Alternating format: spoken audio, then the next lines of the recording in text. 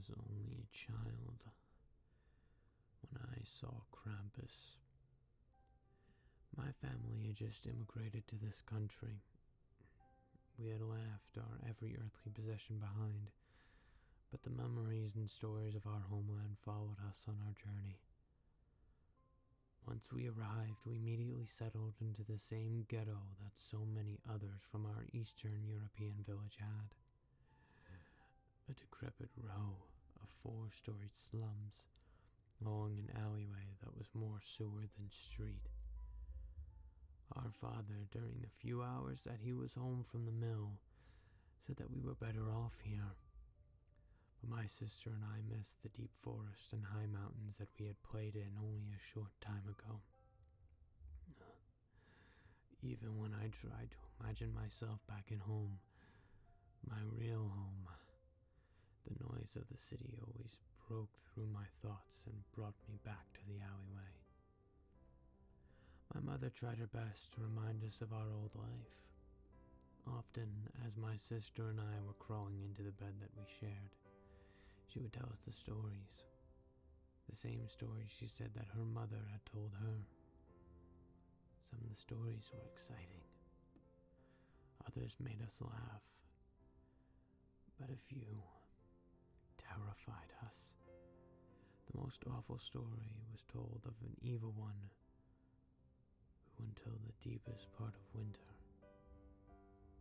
to kidnap naughty children. We shuddered as she told us of how it would torment children just like us, and sometimes we would even pretend to fall asleep in the desperate hope that she would stop. But she always finished the damn story. Our father would often tell her not to fill our heads with such horrible things, that some tales from our homeland should remain there.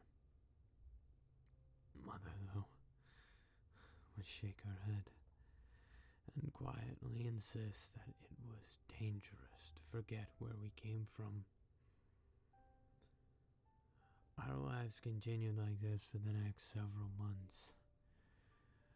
I had believed that I would eventually come to see our forgotten alleyway as home, but its senses of foreignness persisted. In fact, it felt as though hardly anything had changed since we arrived. Our lives had neither improved nor gotten worse, and I still felt like an unwanted stranger in my own neighborhood. The only thing that had changed was our behavior. My sister and I had recently begun getting into the trouble more often. We never meant to hurt anyone. It was just that we had so little, and sometimes we had to steal if we wanted to eat that day. Usually our misdeeds were my sister's ideas, and I followed along. And I guess one always looks up to their older sibling. I never believed that our petty crimes would ever have serious consequences. But looking back now, I can see we were walking blindly down a dark path. I can even remember when things took an ominous turn. Ever since All Saints' Day, our mother had been warning us to be good. She pleaded with us to stop our bad behavior. I remember her crying a lot. Early in December, my sister got caught stealing a piece of fruit, and I thought my mother's heart would break. She began to shake and pulled her rosary beads from her pocket. For the rest of the night, she clutched the beads tightly and desperately repeated her prayers. When I finally asked her what was wrong, she paused just long enough to glance at the window and hissed, "He knows! He knows! It might be too late." I didn't know what she meant, but I was scared. My sister didn't seem to care. The days passed and the temperature dropped. It was the night before Christmas, and the snow had begun to fall. The heating had already gone out several times, and the flickering lights threatened to go out as well. As we would be attending the sunrise mass the next morning, my father told my sister and I to go bathe. Suddenly, my mother began shrieking for us not to be alone. I heard my father quickly move towards her and begin trying to comfort her with his deep, soft voice. She quieted down some, but still insisted that we not be alone. My father told us to take our baths quickly and then join them. As we headed down the hallway towards the washroom, my sister sprinted ahead of me and stood in the doorway. "I'll go first," she said. "I won't be long." She laughed. I stomped my foot, but said nothing as the door closed. On the best of days, there were barely enough warm water for everyone in our family to bathe. With the heat going out, there was likely only enough warm water for a single bath. My sister knew this. I bounced from one foot to the other as I stood outside the door trying to keep warm. I heard her draw the water and then begin singing softly to herself as she dipped into the water.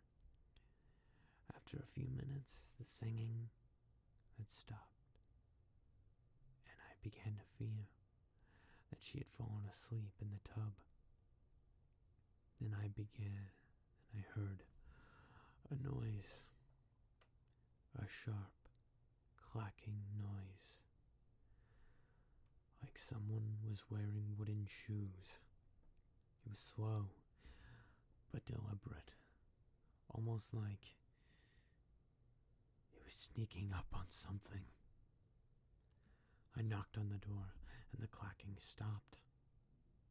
No answer. I assumed my sister was just ignoring me, or possibly trying to irritate me, as she often did. Then the noise began again, this time even slower. I pressed my ear to the door and held my breath. The clicking noise had stopped, but I could now hear a light, tinkling sound, like the chime of 100 bells playing in the distance. I listened until I could hear my own heartbeat. Then I heard a soft splash. She hadn't fallen asleep. She was playing a game, waiting to see how long I would stand out in the cold hallway while she turned her fingers and toes into the warm prunes. I knocked again, louder this time. Still no answer.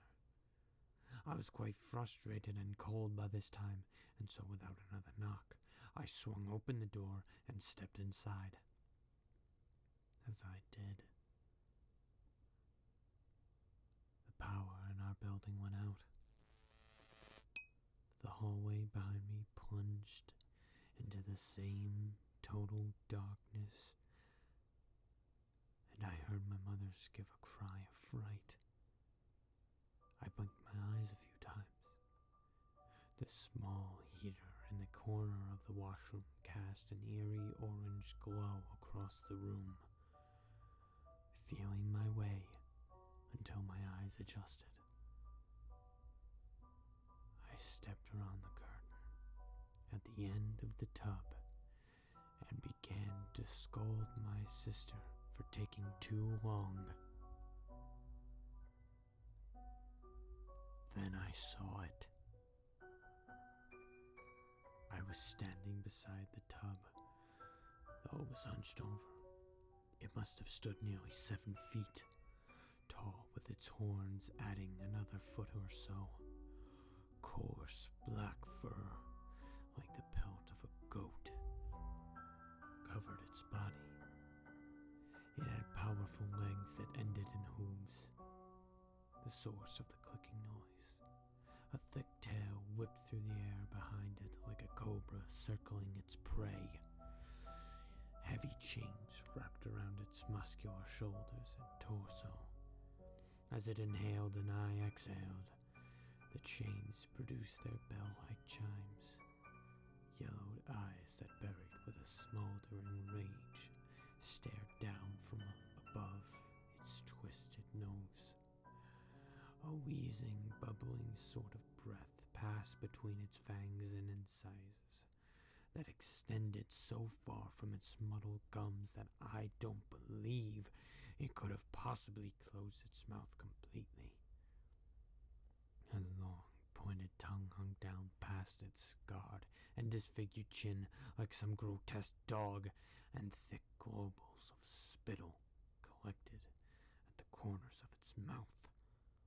One of these globules broke free and fell into the tub. I looked down and saw its hands, long and hairless. Each finger ended in the sharp nail and was wrapped in the same kind of corpulent skin as a vulture's bald head. The result of too much exposure to rotting flesh. Then I noticed the thin wisps of hair floating up between its fingers. My sister's hair. The beast was holding her head under the water. I screamed. Only at this point did it look at me. It was not alarmed, but rather seemed almost whimsically bemused, as if I was asking it a riddle that it already knew the answer to. Looking directly at me, it stood up to its full height, its horns now brushing the ceiling. As it stood, it lifted my sister out of the water. My screams caught in my throat, and I began to choke. It held her with a single hand, each of its 5 sharp nails having pierced completely through her body. Strangely, the only coherent thought that passed through my mind at that moment was the hope that my sister had already drowned and could not feel the pain. The beast took a step towards me and gave a dry, shrill laugh that sounded like an animal being strangled. It held my sister out, as if it were cruelly offering her body to me. Then we both heard the footsteps in the hallway. My parents were running to see what was the matter. The beast quickly wrapped its heavy chains around my sister's lifeless body and clinched her to its back. Then, with the surprised agility, it threw open the window and leapt out onto the narrow ledge. It balanced there for a moment and then turned to look at me one last time. Our eyes met, and in that moment, it burned the full horror of itself into my very soul. Then it leapt from the ledge and disappeared.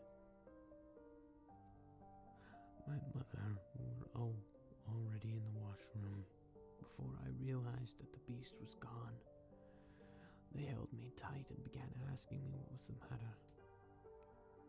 I could not speak, but only pointed towards the tub and then the window.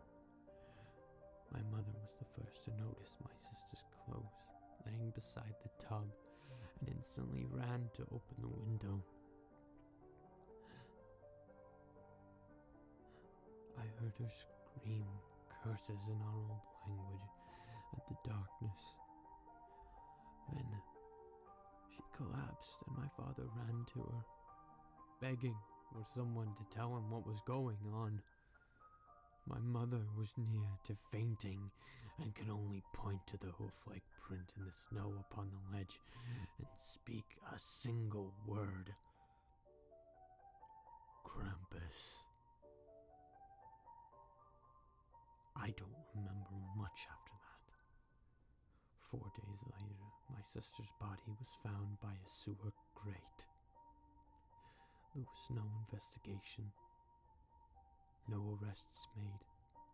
To this society, she was just another dead immigrant child, no different in their eyes than a drowned sewer rat.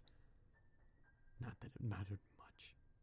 No manhunt would ever turn up that creature, which was not a man. I am old now. Over the years, I have seen all of my friends from the hellish ghetto die. Some of them in horrible accidents. Yet I have always found some measure of peace with every one of their deaths. I do realize that death is inevitable. But there is one fact that keeps me from finding peace with my sister's death. When the police officer came to visit my family, he said that my sister had only been dead an hour before they found her body.